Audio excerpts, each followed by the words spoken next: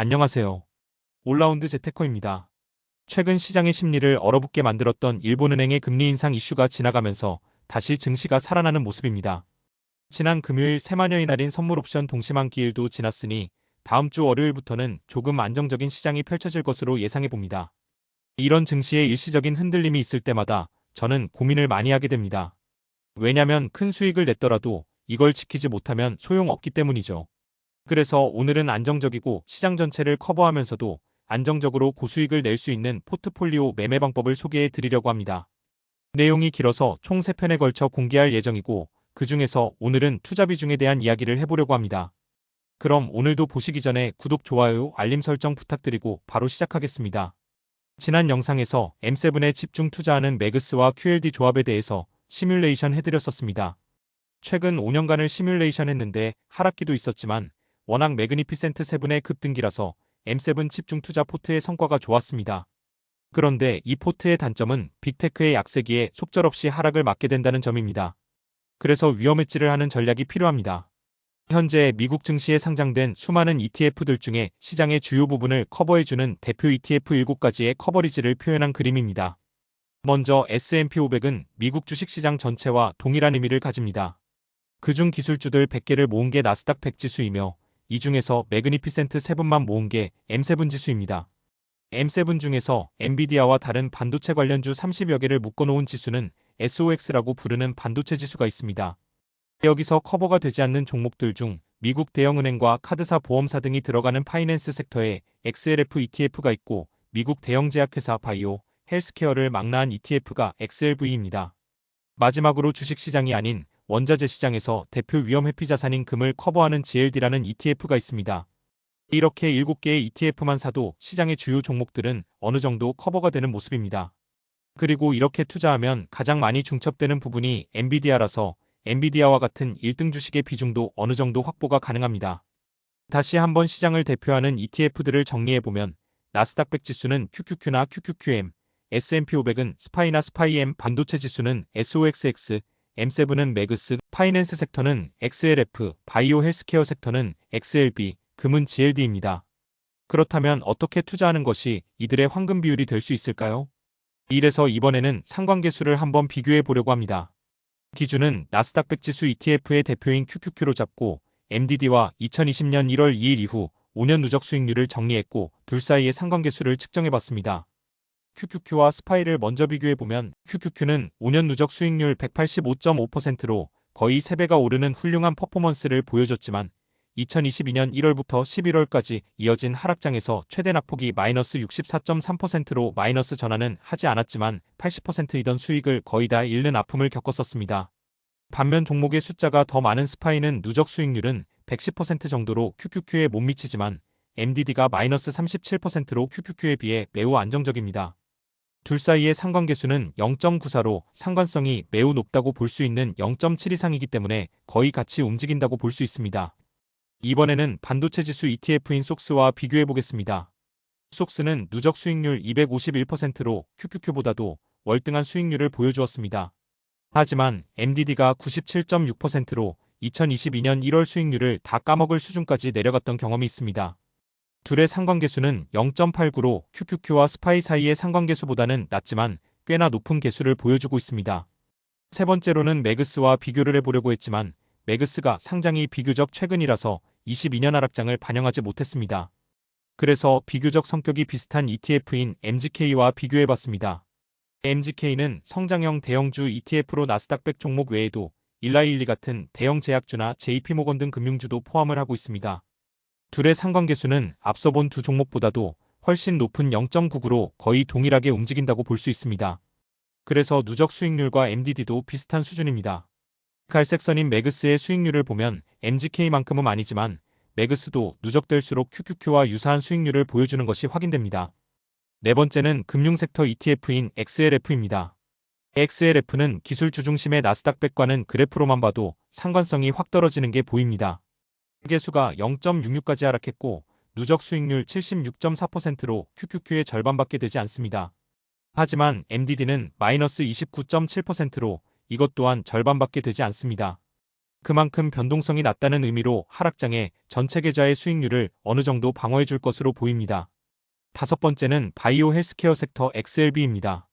XLB 역시 상관계수가 0.66으로 XLF와 유사하게 상관성이 낮습니다. 시장의 흐름에 영향은 받지만 그래프만 봐도 거의 변동이 없는 게 보입니다. XLB의 누적 수익률은 51.7%로 QQQ의 3분의 1 수준이며 MDD는 마이너스 17%로 매우 낮습니다. 마지막으로 금 ETF인 GLD를 보겠습니다.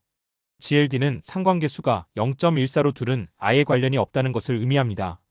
그래프를 봐도 최근 나스닥이 하락했던 25년 4월에도 금은 강하게 상승했던 것을 볼 수 있습니다. 누적 수익률은 QQQ에 못지않은 177%이고 MDD는 8분의 1인 마이너스 8%밖에 되지 않습니다. 금 ETF가 왜 포트폴리오에 필요한지 알 수 있는 부분입니다. 각 ETF별 역할을 간략하게 정리해보면 QQQ는 성장주 전체에 대한 투자, 스파이는 미국 시장 전체에 대한 투자, MGK나 매그스는 고성장 빅테크에 집중하지만 분산하느냐, M7에 집중하느냐 차이이고 SOXX는 반도체 지수를 구성하는 30여 개의 반도체 종목에 대한 사이클 투자를 담당하게 됩니다. 여기까지가 성장주 중심의 종목 구성이라고 볼 수 있습니다. 나머지 XLF와 XLV는 기술주 중심인 포트를 다양화시켜주고 GLD를 통해 주식시장이 휘청일 때 해지를 하게 되는 거죠. 그러면 이번에는 7개의 ETF들을 활용해서 비중을 조절했을 때 어떤 결과가 나오는지 시뮬레이션을 한번 해볼까요? 시뮬레이션 조건은 투자금 5만 달러를 각 포트폴리오 비중별로 매수를 했다고 보겠습니다. 매수 시기는 2020년 1월 2일 종가로 한 번에 샀다고 가정하고 관찰 기간은 5년입니다. 이후 편의상 리밸런싱이나 추가 매수 자금 투입은 없으며 스파이 한 종목만 매수했을 때를 벤치마크 지수로 보겠습니다. 매수 시기에 대한 이야기나 추가 자금 투입 여부, 그리고 리밸런싱의 효과에 대해서는 다음 편에서 다룰 예정입니다. 먼저 공격형 투자 성향을 가진 저 같은 사람들을 한번 예로 들어보겠습니다. 저는 비슷한 성향으로 보는 MGK와 매그스 중에 매그스를 선호할 정도로 소수의 초고속 성장주 집중을 좋아합니다. 이런 투자는 MDD가 커지는 대신 수익률도 더 높게 나오기 때문이죠. 즉 감내할 수 있는 마이너스 정도가 크고 투자 경험이 많으신 분들에게 추천드리는 포트폴리오입니다. 일단 이건 제가 챗GPT를 통해 예시로 들어드리는 비중이니 본인의 성향에 따라 추가 조정하셔도 됩니다.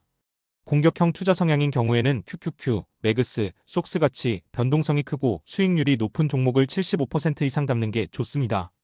그래야 시장 전체에 투자하는 스파이 대비 오버퍼폼 할 수 있기 때문이죠. 그리고 하락을 방어하고 금리 인상기 등 경제환경 변화에 대비하기 위해 스파이, XLF, XLB를 통해 보완해주는 겁니다. 공격형 투자자는 골드는 담지 않는 것을 추천합니다.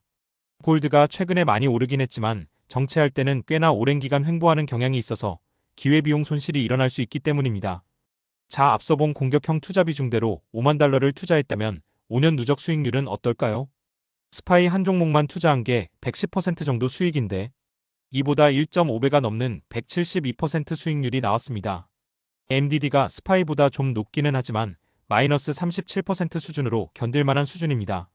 아마 QQQ 한 종목에만 투자했다면 2022년 하락장에 MDD 마이너스 64.3%를 경험했을 테니까 말이죠. 두 번째 안정형 투자 성향인 경우입니다. 시장을 포괄하는 지수 위주로 분산 투자해서 안정적인 복리 효과를 좋아하시는 분들에게 좋은 포트폴리오라고 보시면 되고 매그스 대신 MGK를 넣어주시면 됩니다. 예상되는 감내 MDD는 마이너스 15% 수준으로 앞서 본 공격형의 절반 수준으로 낮아집니다. 자, 그러면 비중을 어떻게 가져가야 하는지 한번 볼까요? 안정형의 경우에는 미국 시장 전체에 투자하는 스파이의 비중이 가장 높습니다. 그리고 앞선 공격적인 포트에서는 비중이 낮았던 XLB나 XLF 그리고 골드의 비중이 높아졌습니다. 이런 방어 자산이 70%를 이루도록 구성하면 하방 안정성이 좋아집니다. 스파이 한 종목만 투자했을 때랑 비교했을 때도 MDD는 오히려 더 낮고 누적 수익률은 12% 이상 높게 나타납니다. 5년 만에 12% 수익률의 차이를 보인다면 앞으로 10년, 20년, 30년 누적해 간다고 생각했을 때 수익률 갭이 더 벌어지게 됩니다. 간단하게 두 가지 성향에 따른 수익률 시뮬레이션을 해봤는데요. 이걸 보시면서 약간 수익률이 아쉽다고 느끼시는 분들도 있으실 거라 생각합니다. 여기서 수익률을 더 높이고 싶으시다면 QQQ 대신 QLD, 스파이 대신 SSO, 속스 대신 USD라는 각 지수의 2배 레버리지 상품에 투자하시면 됩니다. 반대로 안정성을 더 높이고 싶다면 일정 현금을 스고브라는 미국 단기채 ETF에 넣어서 연 4에서 5%의 이자를 받으면서 원금을 유지할 수도 있습니다. 현금 비중이 어느 정도 있다면 당연히 안정성은 더 올라갈 테니까요. 만약에 해외 주식으로 투자가 어려우신 분들은 국내 상장된 해외 주식 ETF로도 충분히 커버가 가능합니다.